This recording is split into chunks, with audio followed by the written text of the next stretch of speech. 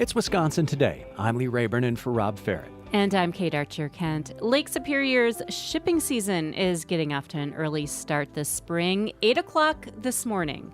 The first in line to go through the locks is a tugboat and barge combo, the Clyde S. Van Enkevort and Erie Trader. About 7,000 ships use the Soo locks each year, and the U.S. Army Corps of Engineers says that almost all of our country's iron ore travels through them. But new tariffs and an uncertain economy may threaten some of this year's traffic. To help us learn more about the causes and effects of this year's early start to the Great Lakes shipping season, Daniel Rust. He's an associate professor of transportation and logistics management at the UW-Superior, where he is also the director of the School of Business and Economics. Daniel, welcome to Wisconsin Today. Thank you so much for having me. So how far ahead of schedule are we with the Soo locks opening this morning? Just a few days. The scheduled date for each year that's set by federal regulation is March 25th. So we are a few days early this year. And what does this mean for the Great Lakes shipping season as you see it, Daniel? The companies that use the Great Lakes with their vessels, they get a jump start on movement of vessels through the Soo locks. The Soo locks are the only way in and out of Lake Superior. And so it is a vital lifeline for the Great Lakes and for our region to have this functioning. It's great that it could be early this year. Can you describe the Soo locks for us a little bit? Certainly, the Soo locks date way back into the 1800s when they were first developed. There's about a 21-foot difference between Lake Superior and the lake below. And so it's need to somehow get vessels up over that difference. And so the Soo locks were developed. Currently, there are two. There's the McClellan lock, the smaller, and then the Poe lock, which is the larger lock that handles the largest vessels that transit the Great Lakes. And which one opened this morning? This morning was the Poe. Okay. The Poe is 1,200 feet long, and it can handle any of the vessels on the Great Lakes. And the MacArthur, the smaller, is probably in sometime in April next month, be opening that lock. When and why are the four locks closed? When does that happen for the season? So by federal regulation, it's January 15 is when the locks close at the Poe. And you might say, why actually set these dates in federal regulation? It gives certainty to all stakeholders to know when they will close and approximately when they will open. The regulations were been amended many times since 1950s and actually been extended. Originally, it was mid-December as a closing date and into April before an official start of the season. So to get these locks open, what did it take? Was there ice that had to be chipped off? And is that the reason why we have the Soo lock opening this morning a little bit early this year? Ice is a factor, but the predominant factor is that the Corps of Engineers, who maintains and operates the locks, they were able to get their work completed early, the maintenance work they've been doing on the lock. And so they were able to accommodate a request from the Lake Carriage Association to open the lock a little bit early. Daniel, what's the maintenance look like for these locks? Are they dredging? Are they cleaning? Mostly repairing machinery and making sure that it's all functioning properly. It's vital to have them, the locks, particularly the Poe, operational throughout the season. If the Poe were to for some reason go down during the season, it would be catastrophic for not just the regional economy, but the nation as a whole, particularly because of the iron ore that comes from Lake Superior to the lower lakes. And these locks were put in place in the 1800s. What year was that again? Correct. The Poe, I believe, was 1896 originally built, and then it was expanded in the 1960s, opened 1969 to its current dimensions. And that allows the Lakers, those ships that are vessels are captive to the Great Lakes, the largest, those 1,000-footers, to operate between Lake Superior and the lower lakes. Without that one lock, they could not move between the lakes, and we would have a very different supply chain if that were the case. We're talking about the early start of the Lake Superior shipping season with Daniel Rust, Associate Professor of Transportation and Logistics Management at the UW-Superior. Thinking about shipping and trade here, tariffs come to mind. It's been in the news. So what do we know so far about how tariffs that are being proposed by President Trump could affect the shipping in the Great Lakes this season? It definitely could have an impact, and it probably already has. The announcement yesterday by Cleveland Cliffs that they're going to be idling a mine up on the Iron Range in Minnesota because they have really excess of taconite waiting, ready to go. And so with the threat of tariffs and the slowdown of auto manufacturing, demand for steel has declined, and they're anticipating lower demand. And so the supply will be less that's needed, which also then translates into to less being transported on the Great Lakes and lower need for vessels moving those tonnages. That taconite, it's a low-grade iron ore? That's right. It's a low-grade iron ore. It's mixed with other ingredients, so it's all ready to go into the blast furnaces at the steel mill. And it was a great invention back in the 1950s that allows year-round, if even the coldest weather, can move taconite. It's basically a small marble-like shape, and it flows easily, unlike the raw iron of the previous generations that would freeze solid into rail cars and ships. And the taconite has been a great invention and something that allows for year-round use of those. During the first Trump administration, the president approved federal funding for the Poe Lock in hopes it would help the shipping industry in the Great Lakes. Is there any understanding about whether there is federal support for what are you monitoring in terms of what's next in terms of federal actions and shipping on the Great Lakes, Daniel? That's a great question. So far, there seems to be a clear consensus that it's a priority to build the second Poe-sized lock, the 1,200-foot lock. It's under construction currently. It started in about 4 years ago now with building this. It's a $3 billion project and a lot of federal money to make this happen. And say, why do we need a second 1,200-foot lock? As I mentioned, if the current Poe lock were to go down during a season, it would be catastrophic and need to have some resilience built into the system. And having a second lock that of similar size would allow, wouldn't just have to be during the winter season to repair one of the locks. If one lock is down, the other be operational and would build that resilience into our supply chains. And so far, it seems like most all stakeholders are in agreement that we need to move forward and continue to fund the second 1,200-foot lock. And when is the estimated date of completion if the funding were to continue as is? Currently, as I understand it, 2031 would be the date of opening. Are there bottlenecks in the Soo locks, Daniel? Do we see transportation getting held up there at all with the limited locks that are there now? Typically, no. Typically isn't too bad. Ice can be an issue certain parts of the year to make sure the vessels can transit that. But with traffic, the Corps does a wonderful job, coordinates with other stakeholders, and it can be a choke point, but it's a pretty cooperative effort by everyone involved on both sides of the border to make sure that traffic flows efficiently and effectively through the Soo locks. Yeah, I really wanted to ask you about that as the Associate Professor of Transportation and Logistics Management at the UW Superior with an estimated 7,000 ships going through these locks every season. What does logistics look like on a daily basis, and how long-term do you have to plan out to get your ships through? What's it like to go through the Soo locks as a shipping industry? It's really an amazing experience to go through the Soo locks. If no one's ever in our audience has watched it, definitely go to Sault Ste. Marie and watch the vessels as they transit through this wonder.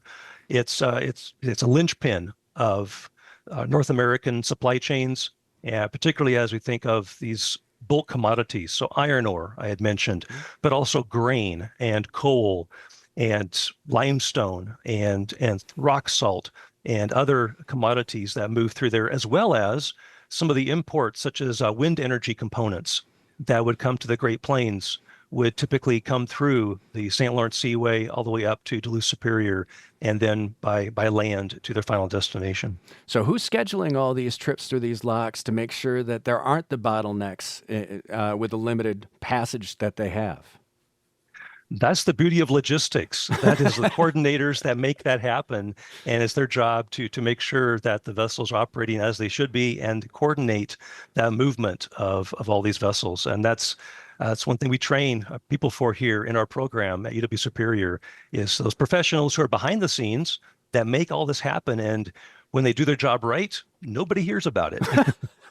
We were talking about the Panama Canal before the show this morning, and when you hear about it, you hear about it when something goes wrong. The coordinators, are they public? Are they private? Who are the coordinators of the SULOCs? So mostly be private companies that would coordinate and make sure that their vessels are getting through in a timely manner. And it's really, it's an amazing system of cooperation. I think you talk about Trump policies. One thing that could have a real impact on the Great Lakes would be the drawdown of employees of NOAA, and that's the National Oceanic Atmospheric Agency that oversees the weather reporting, also ice coverage, monitor that.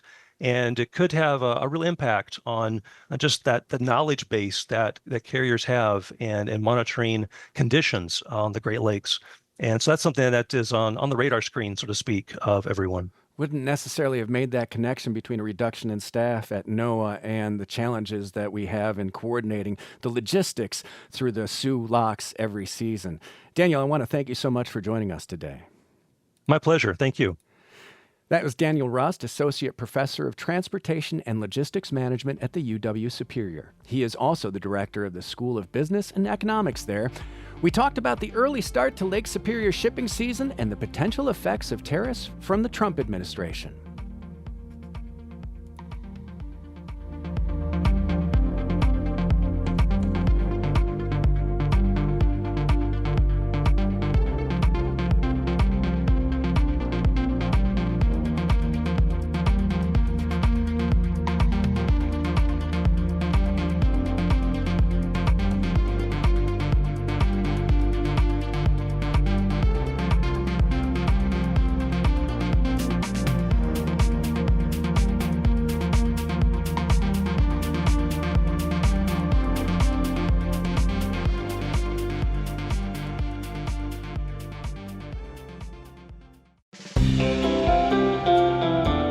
Coming up, more than 130 lawsuits have been filed against the Trump administration since January. Hear from Wisconsin Attorney General Josh Kaul on some of these cases and the powers of government. We've already got the Trump administration ignoring Congress. If it starts ignoring the courts, that's a massive constitutional crisis. That conversation is next on Wisconsin Today.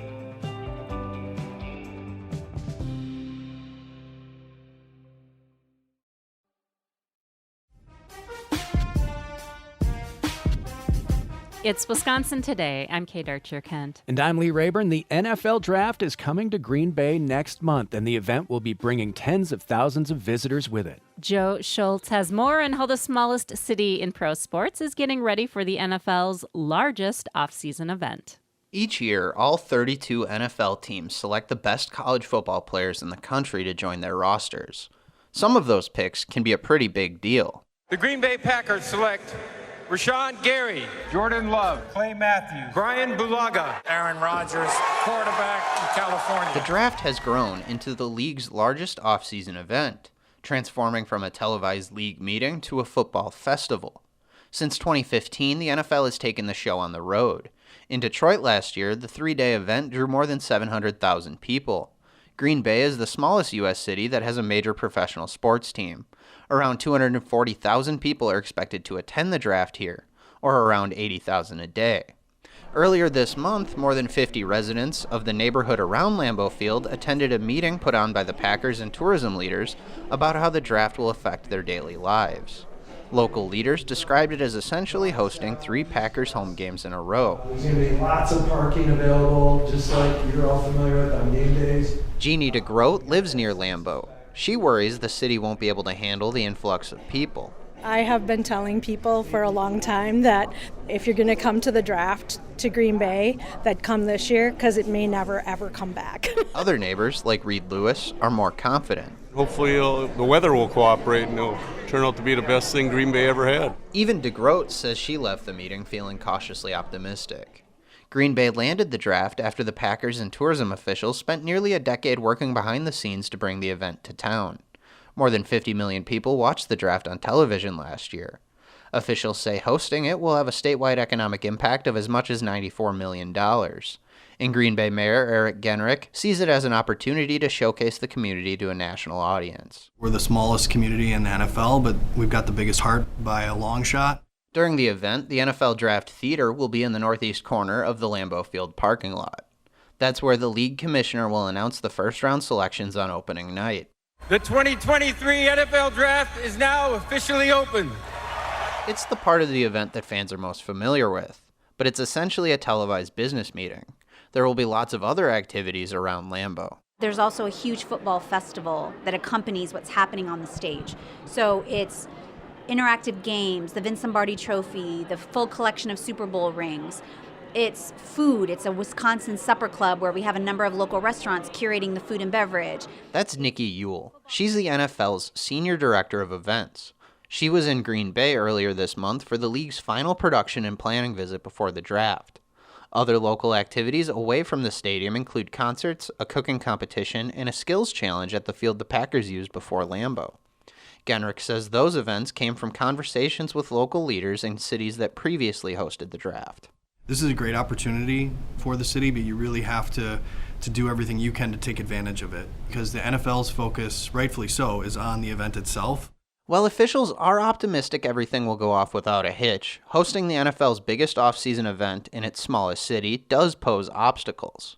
There are fewer hotel rooms in Green Bay than larger cities that have previously hosted the draft.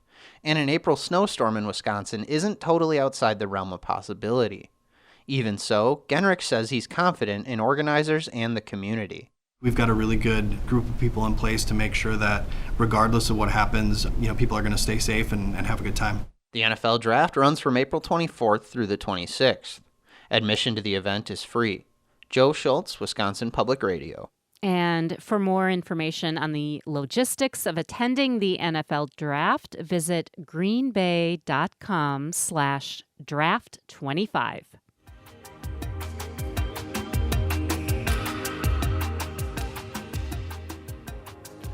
More than 130 lawsuits have been filed against the Trump administration since January. That's according to a database maintained at New York University. About 24 cases are challenging the administration's Department of Government Efficiency, or DOGE. Wisconsin is party to some of those suits relating to DOGE's attempts to access Americans' personal data and firings of federal employees. Here in Wisconsin, Republican lawmakers formed a committee that aims to make government more streamlined. It's called GOAT, the Committee on Government Oversight, Accountability, and Transparency. I spoke with Attorney General Josh Kaul on Tuesday about the state's lawsuit against DOGE. Kaul starts by explaining what court actions he seeks to prioritize against the Trump administration. So with any multi-state litigation, I look at basically two issues to determine when to get Wisconsin involved. One is the policy that's being challenged something that's harmful to Wisconsinites? And in all of the cases that we're involved in right now, there are clear harms to people in our state. And then secondly, is there a strong legal basis for challenging the policy that's at issue? So where we have gotten involved, these are cases that have met those standards, and we're pushing back to protect the best interests of the people of Wisconsin. I wonder, in this multi-state litigation, currently there are 23 Democratic attorneys general in this country. Are you in agreement with how to respond to the Trump administration? We've worked together closely in preparing for the Trump administration and then as this administration has moved forward. And sometimes we have differences of opinion as to which types of cases to get involved in or even where to file cases. So there, with birthright citizenship, for example, there are two separate cases going on involving AGs. There's one that most of us are involved in, but then there's a second one in a different state. But what we are all committed to, I'm confident, is working together to protect the rule of law and our Constitution and the best interests of the people of our state. State attorneys general brought a case against President Trump and Treasury Secretary Scott Bessent challenging DOGE access to Treasury Department records. What are you arguing in this case? The basic argument is that when policies are adopted, there's federal law that requires that they be adopted in a particular way. In that case, we argued they didn't go about doing that, and we won a preliminary injunction, an order from the judge that prevents DOGE, at least for the time being, from accessing sensitive Treasury data. And there we're also concerned about the privacy harms that come from allowing people who haven't even gone through the basic security training, though they're now working to address that, but allowing them access to some of the most sensitive data that people have, and also data that could cause major catastrophe for our economy if it were to be disrupted somehow or corrupted. Is the actions of DOGE in Treasury records, is that rising to the level of a data breach, of a cybersecurity breach? Well, a lot of people who are experts in this area have commented about how the access that DOGE has gotten to not just Treasury data, but other data throughout the government would, in a lot of contexts, be considered a massive data breach and a data security issue that's really unrivaled. And there's been a lot of secrecy around what DOGE is doing. To this day, we don't know precisely what's happening with DOGE, what it's doing with the information that it's getting. We do know that it's putting out a lot of false information. There have been a lot of claims from Musk about fraud that he's identifying and other things like this. But the limited information they have provided publicly was then largely retracted because what they're doing is really unclear to us. And so the sooner that the Trump administration is forthcoming, the sooner that Americans can have confidence that their confidential data is being protected. In terms of the Privacy Act of 1974, meant to protect people's data from government overreach, is this a particular piece of law that the multi-state litigation is considering in its argument? Yeah, when we're working on the Treasury case, we've raised a variety of legal arguments, as I mentioned, and making sure that people's privacy rights are protected, that our administrative rules are followed, and that the laws that are passed by Congress are being respected. One of the really troubling things we've seen from the Trump administration in a number of cases is the argument that when they are executing the laws, that they're basically constitutionally entitled to ignore what Congress has done. They're asserting sweeping power under Article 2 of the Constitution, which is the article that gives power to the president. What they're suggesting would basically make numerous acts of Congress pointless. Now, the other thing we're seeing that's very concerning is disregard for court orders, at least in public statements from the Trump administration. We have three branches of the federal government. We've got the executive, Congress, and the courts. We've already got the Trump administration ignoring Congress. If it starts ignoring the courts, that's a massive constitutional crisis. We're already in really uncharted territories, but this is really troubling rhetoric we're hearing. Right, because generally our government system is built on these checks and balances, three co-equal branches of government. And you know, there might not be this set definition or clear agreement about when the U.S. actually enters a constitutional crisis. But what are your thoughts on this at the moment? I think that the foundations of our Constitution and our democracy are clearly being tested by the Trump administration in a variety of different ways. We're seeing that through disregard of acts of Congress. When the U.S. Supreme Court concluded that the president had this sweeping immunity for official acts, it helps set us on this very dangerous course. And the Trump administration is really using that immunity to take all sorts of actions that would have been considered clearly out of bounds previously. We've got a Congress that so far has done very little to push back against the Trump administration. And then we're seeing the administration also weaponize the justice system, threaten people who are exercising their First Amendment rights. So for those of us who care deeply about the Constitution and the rule of law, we are facing a major challenge right now. But having the courts hold the line on protecting people's rights and our constitutional system is really critical. So far, it's been highly successful, but it's critical that that continues.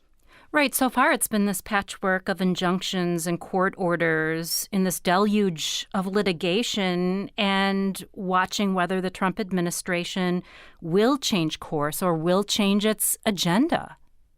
That's right. And I think it's really important that we not only focus on the constitutional aspect of this, but we talk about the real life impacts that are being threatened here. The good news is, because the success of these suits has happened, we haven't seen all of the harm that we might have. But just as an example, the effort to freeze federal funding for a period of time, that would have had catastrophic consequences for all sorts of critical programs. And there's been a lot of coverage about the impact that occurred even with the orders that were in place to programs like Meals on Wheels or Head Start, which led to daycares not being opened. But when you've got a White House that is absolutely bent on moving forward with these dangerous policies, we're going to see impacts. And so we're beginning to see concerns about the ability of the Social Security Administration to continue doing its job effectively. There's obviously a major concern about cuts to Medicaid. So we are on the precipice of some real harms. And some people, like some of the veterans and scientists who were laid off in these probationary firings, are already seeing real harms. We are talking with State Attorney General Josh Kaul about Wisconsin's involvement in litigation against actions taken by DOGE, Elon Musk's Department of Government Efficiency. Let's turn to lawsuits regarding the firing of federal employees. How is the Trump administration? I mean, Wisconsin had about 3,000 probationary federal employees who've been in their jobs between 1 and 2 years, and that's from FedScope data, the Federal Civilian Workforce data. How are Wisconsinites affected by these firings, and what is the involvement of our Justice Department in this litigation?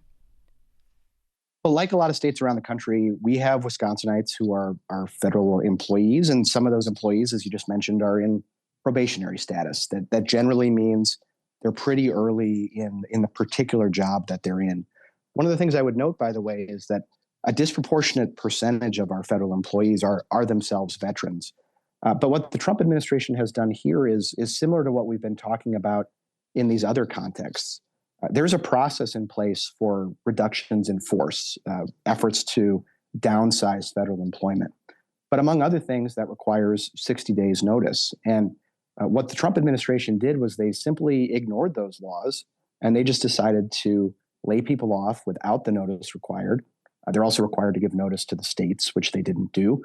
So we brought this action to ensure that they are following federal law. But it's a pattern of lawlessness that we're seeing with the Trump administration. And that's part of the reason we keep winning these cases. I'd love to tell you it's because we're all such brilliant lawyers and we're so effective. And while I think we're making strong arguments, the reality is that we keep winning these cases against very difficult standards. It's not easy to get a preliminary order, but we're winning because the Trump administration is consistently, flagrantly violating the law. That's what happened with these probationary employees. And we very quickly got an order requiring that those employees be reinstated and that the effort to fire those probationary employees stops.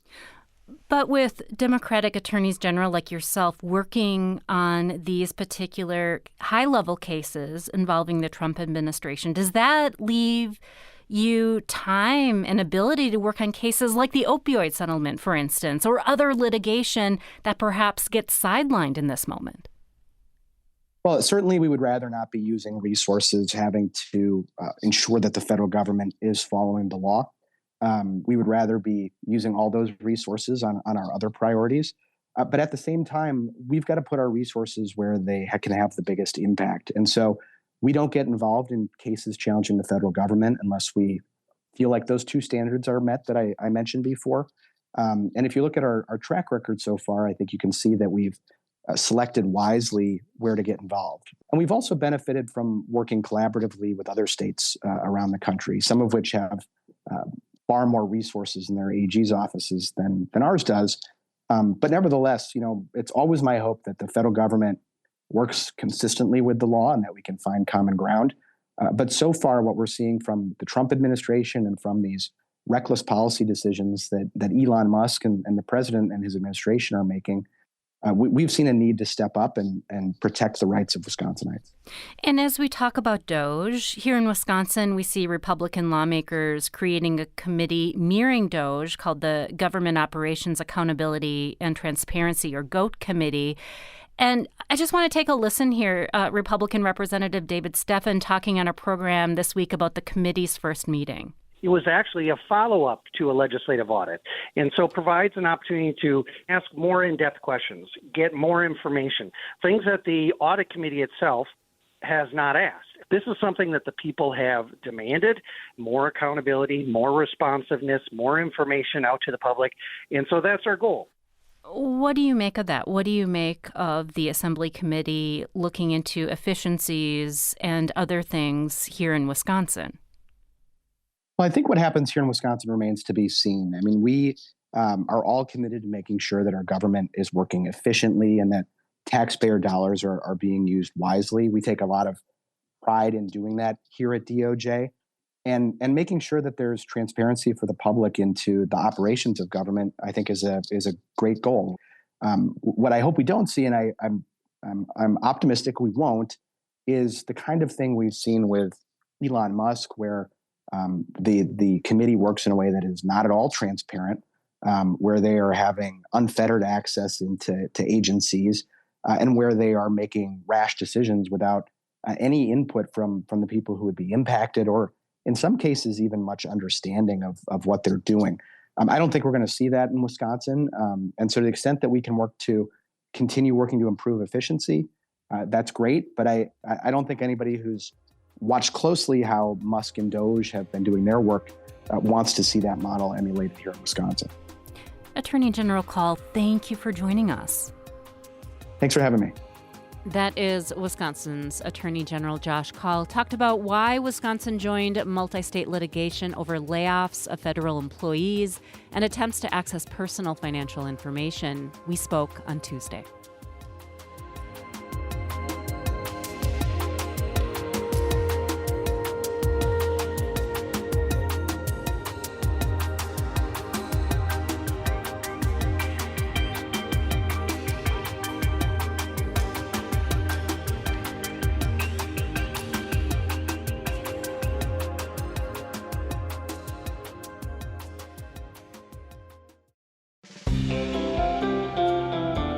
Still ahead on Wisconsin Today, 3 eggs, a couple of bald eagles, 1 live nature cam, and a whole lot of people waiting anxiously for what's next. We should start seeing a hatch come up here in about a week and a half to 2 weeks.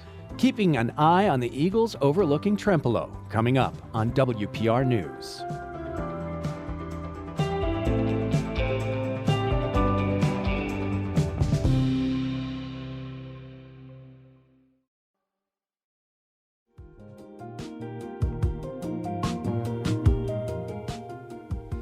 You're listening to Wisconsin Today. I'm Lee Rayburn. And I'm Kate Archer-Kent. Now it's time for Wisconsin Life. Here's producer Maureen McCullum with a story about a group of dancers. There's a dance studio owner in Madison who's been recruiting instructors to come work with her. Many of them are from her home country, Ukraine. As war has raged on in the Eastern European country, these instructors have moved across the world to start new lives in Wisconsin. And dance is one way they stay connected to their Ukrainian culture. WPR's Jonah Balekis visited the Fred Astaire dance studios to learn what dance means to these Ukrainians. Pairs of dancers glide across the floor as the sun drenches the Fred Astaire dance studio in Madison. Couples sway their hips as they each practice unique dances, including Rumba and other styles of ballroom dance. Most of these students are being taught by instructors who grew up in Ukraine. According to the studio's owner, Tatiana Lutsenko, ballroom dance in Ukraine is like basketball or football in the United States. Dance is deeply embedded in the country's way of life from an early age. In Ukrainian culture, it's very common that all of the kids, as soon as they start to walk, they start to dance. So I also started in a very early age. Lutsenko has been with the studio for about 9 years. When she thinks about her mission, she thinks big. She wants to enrich life through the power of dance. That can mean getting healthier through movement, or it can mean boosting self-esteem by dressing up in beautiful costumes. Single women who say, I feel so feminine and I feel great about myself. Couples who've been married for several years and now they start to kiss each other and go to dates together. So that's probably the biggest thing that we do, that we change in life. But dance offers something different for nearly all the instructors at this Fred Astaire dance studio, a connection to their home country. Some, like Lutsenko, moved to the U.S. from Ukraine before Russia's invasion in 2022. Others more recently fled the violence. All worry if they will have a home to return to or if it will ever resemble the country they left. Alexandra Babienko is from Zaporizhia, the same hometown as Lutsenko.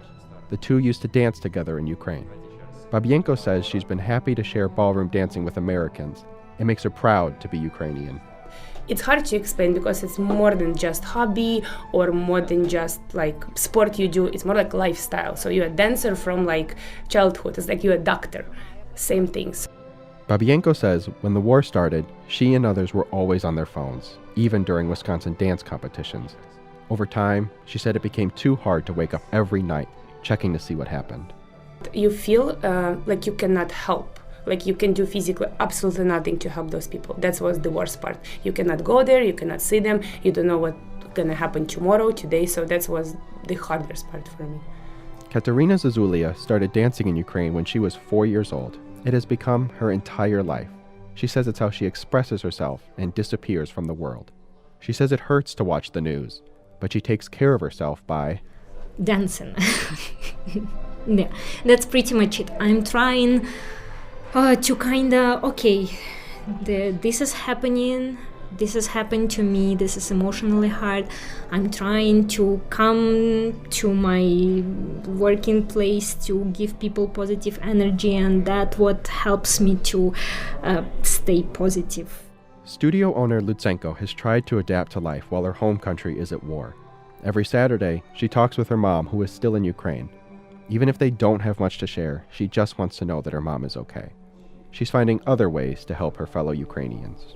Let me bring families of my friends. Let me help them. So let's try to help them to find a job here in the United States or maybe find apartments. So for me, my friends or my employee become my second family, and everything that I could not give back to Ukraine, at least I try to kind of give them here while they're here in the United States. And perhaps they can find a piece of their home in Madison, too. WPR's Jonah Balekis brought us that story on Ukrainian dancers in Wisconsin. Wisconsin Life is a co-production of Wisconsin Public Radio and PBS Wisconsin in partnership with Wisconsin Humanities. Additional support comes from Lola and Mary Peterson of Appleton. I'm Maureen McCullum.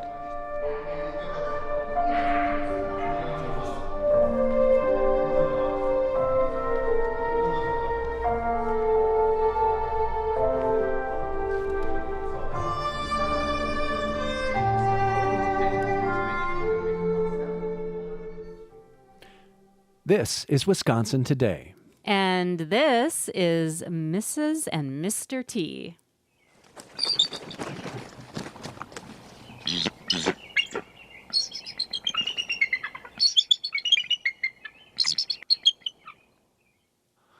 You're hearing a pair of bald eagles in Trempealeau, Wisconsin. This once endangered species has made a remarkable comeback in our state, and recently the Raptor Resource Project wanted to bring this pair of nesting eagles to the masses. On a free webcam, people can view these two eagles nesting, laying eggs, and soon we'll be able to watch baby eagles emerge from their shells as hatching season is in early spring. The webcam comes courtesy of the Raptor Resource Project in Decorah, Iowa, founded in 1989 by the late Bob Anderson. The Raptor Resource Project now has about a dozen live nature cams that you can stream, and they feature eagles and falcons, kestrels, and vultures. So to learn about the Trempealeau Eagles and the other Wisconsin-based projects, we have Executive Director of the Raptor Resource Project, John Howe. John, welcome to Wisconsin Today. Hey, great to be here. So you've started monitoring Mr. and Mrs. T, who are up on the Eagle Cam now through the Raptor Resource Project at some point last year. What have we learned about this couple, and what are their personalities like?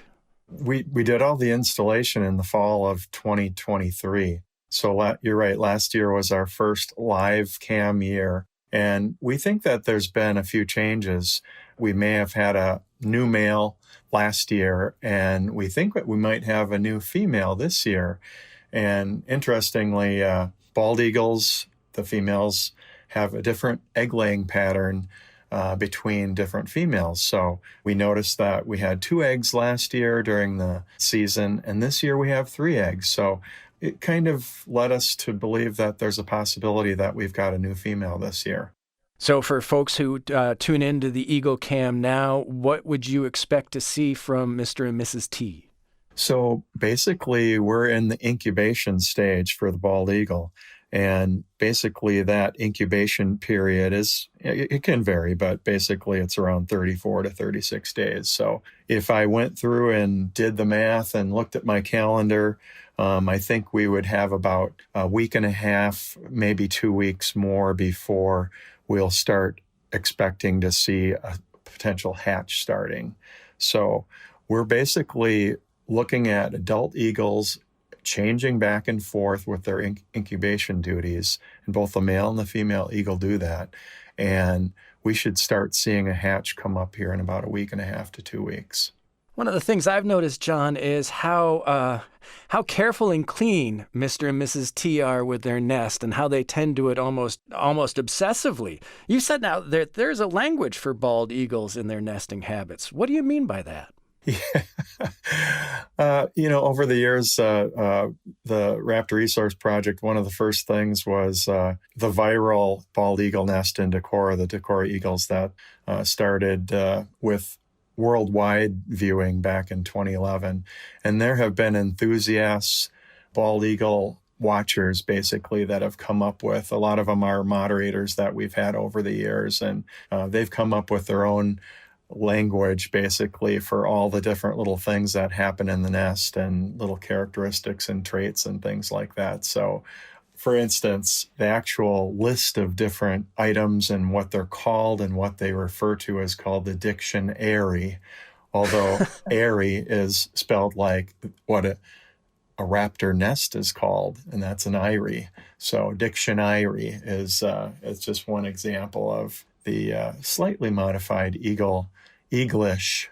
It's not English, it's Eaglish, eagle speaking terms. So it's pretty interesting. To get the full flavor of that, I think we've got a live chat that folks can drop in on and ask questions. We've got moderators on this nest like almost every day between let's see, chat is twice a day there's a chat open that folks can log in and watch the cam and ask questions and speak just some enjoy. English. We're talking about the eagles in Wisconsin with John Howe, Executive Director of the Raptor Resource Project. They recently started a publicly available webcam to watch 2 bald eagles in Trempealeau, Mr. and Mrs. T. John, what do you see as the value, and what are we learning from this webcam footage that we're getting? This nest is a little bit different than many that we have. A lot of the nests that we have are in cottonwood trees, and cottonwoods are pretty abundant near water sources, and water sources, either a lake or a river, is pretty much prime territory for bald eagles because their primary diet is fish. So mostly cottonwoods, but our north nest in north of Decorah, that nest is actually in a white oak. For the Trempealeau eagles, they're in a pine tree, a white pine tree, and it's a little bit different if you've been into the northern part of Wisconsin or know the difference of the wind blowing through a regular deciduous tree versus a pine tree. There's just that gentle whispering of the wind going through the tree and the branches and the boughs kind of moving around when the weather and the wind picks up. But this one specifically is in a white pine tree, and it's about 67, almost 70 feet off the ground, about 65, I think, when we measured it. It's been there for several years. These can get up to be, at least a ton or more, the weight of these nests, depending on if they're wet with rain and a lot of material. The nest can weigh a ton? A ton or more. Yeah, I was going to say, we've seen nests come down on the Wisconsin side of the Mississippi River, just south of Winona. There was a characteristic nest that it almost looked like a big champagne glass, this really long, V going up between branches of the tree, and that one finally came down this past year. But some of these nests have been around for decades, and the eagles just keep building on top. We built a nest for our North Nest eagles, the Decorah North Nest eagles, just this last summer.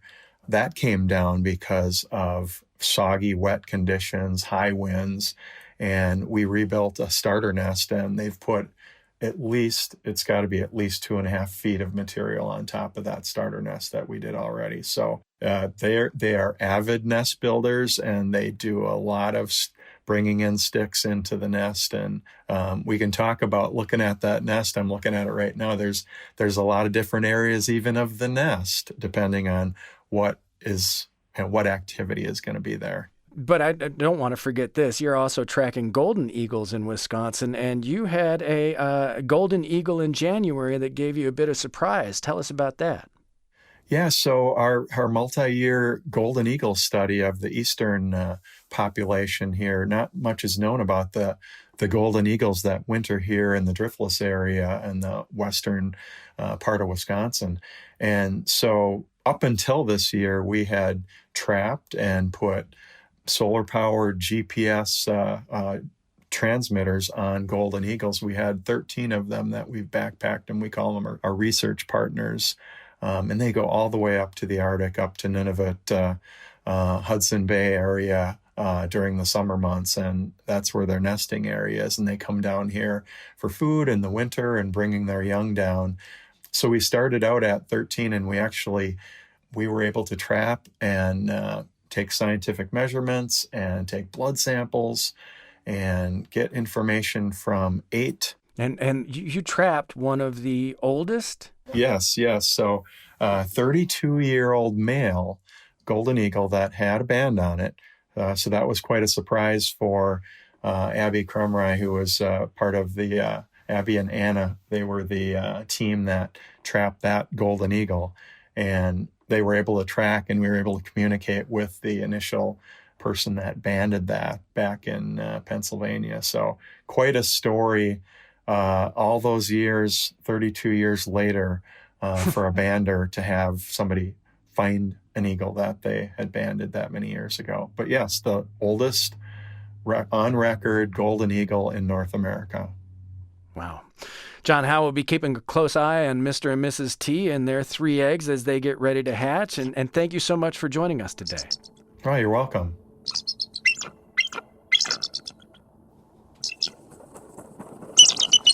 John Howe is the executive director of the Raptor Resource Project based in Decorah, Iowa.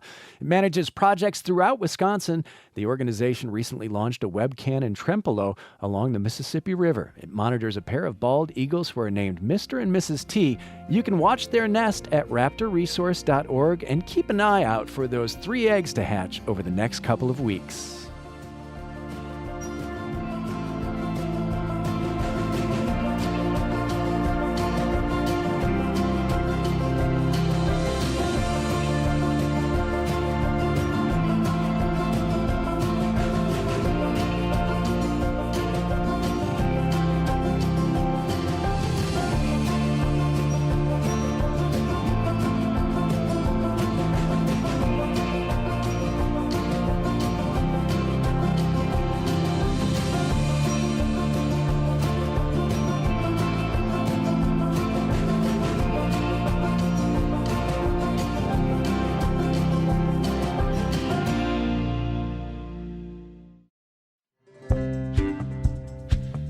Next Thursday on the show, we talk with a Wisconsin farmer and the owner of a local diner about the ongoing high cost of eggs. But before we do, we want to know if egg prices have changed. What's on your plate? Have you found egg alternatives that you'd recommend? Have you stopped going out for breakfast, or have you cut back at home? Here in Madison, I've noticed that some of the organic and free-range eggs are now about as affordable as what used to be the cheap ones. So share your, egg experiences, if you will, with us. And we'd like to air them as part of the discussion. You can email wisconsintoday@wpr.org, or you can call or text to get in touch. That number is 888-642-0232. Once again, it's 888-642-0232. was excellent. Wisconsin Today is the work of a team of producers, hosts, and technical directors. Learn more about us at wpr.org/Wisconsin Today. I'm Lee Rayburn. And I'm Kate Archer-Kent. You're listening to WPR News.